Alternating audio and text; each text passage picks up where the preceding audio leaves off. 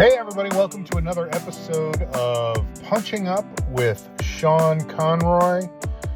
My name is Sean Conroy. I am your host, and I am currently punching up. Maybe I should take my name out of the name of the show and just make it Punching Up.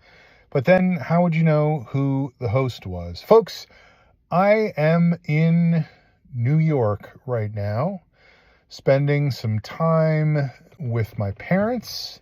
There's a lot going on. I have not had a lot of time to do anything at all. But I realized as I was thinking about it today that doing a podcast is very similar to being a writer.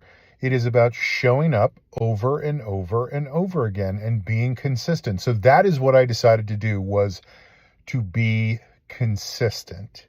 I am recording this, in case you couldn't tell, on my iPhone because I came to New York without my microphone and recording equipment. Those are definitely two different things. And I am sitting in my parents' car in their garage because it's the only place that I feel like I can speak comfortably, loudly enough to make it seem like I am actually putting something behind this. If I did it in the place they're living, I would feel cramped and ashamed. I would feel ashamed. Sorry. I know I should not be ashamed of doing a podcast, but if I was doing it where there was the possibility that other people would hear me, that is how I would feel. So I am in parking space B06 with a big label on it that says Conroy in their car, and it sounds like a soundproof booth. But yeah, so that's what I'm really working on right now, and I mean this more in terms of the writing than in terms of the podcast, although obviously this is the podcast and I'm doing what I'm going to talk about with my writing, is just showing up, doing the thing, and putting stuff down. And I have been doing well with that. I have decided to start writing scenes for a project that I've been working on for a while. And instead of agonizing about them and making sure they're great and really stressing about every word, I kind of decided, and I know this is not genius, I know this is something that everybody already does or knows they should do, but I kind of decided, hey, I am just going to sit down, I'm going to get something down on paper, and then I'm going to transfer it from the paper to the computer. And that's an extra step maybe, but it's a process that works for me. For some reason, when I scribble something on paper, first of all, I can't even read half of it half the time, which is a problem. But it feels so much lower stakes than putting it on screen, on a computer screen.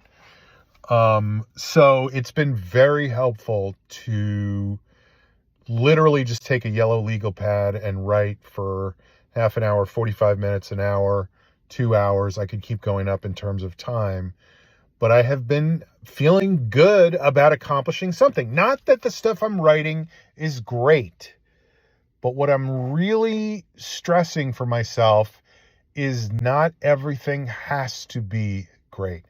I'm sure this has been said a million times. I don't know by who. Maybe by, William Shakespeare or Ernest Hemingway, William Shatner, somebody like that. It has to be good before it can be great. And before it can be good, it has to be. So I am making it be.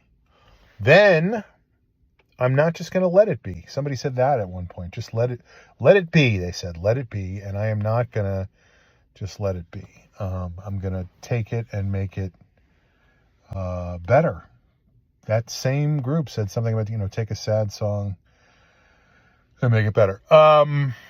So it's been feeling good. Yeah, it's the thing of not everything has to be Hamlet. Not everything has to be, perfect. Not everything has to be the best thing anybody's ever read. It's okay for it to just be half an idea that turns into something. So unfortunately, I don't have more to say, and maybe that's good because you don't have more to listen to. You can just go, well, did that. And if that's what happened, I appreciate it.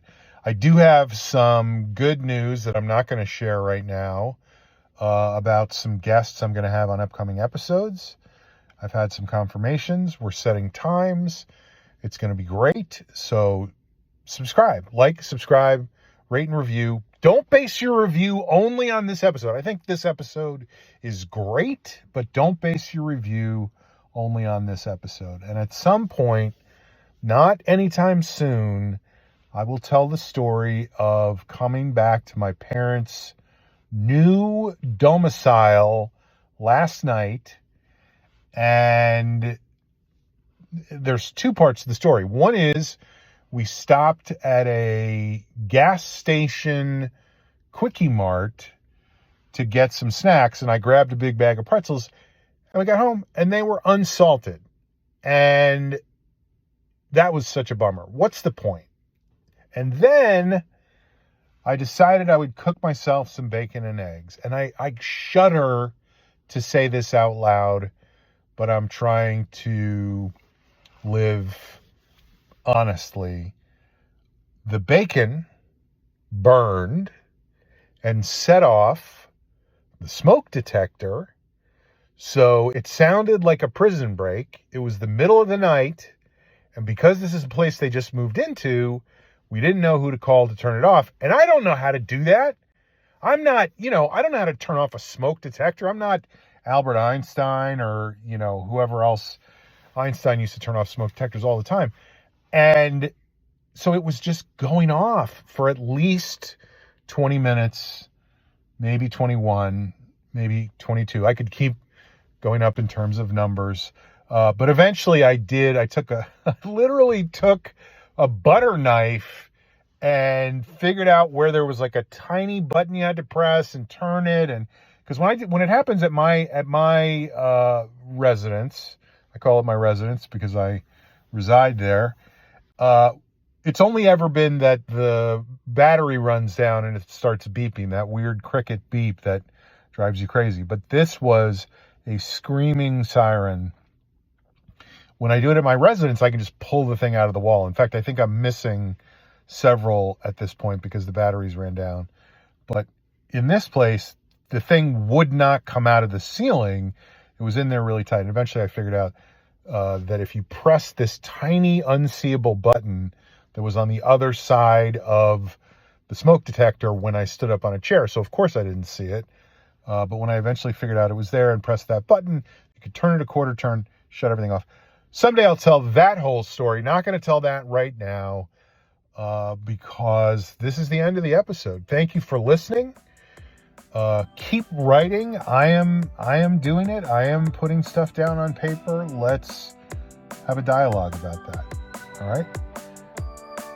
See you next time on Punching Up with Sean Conroy.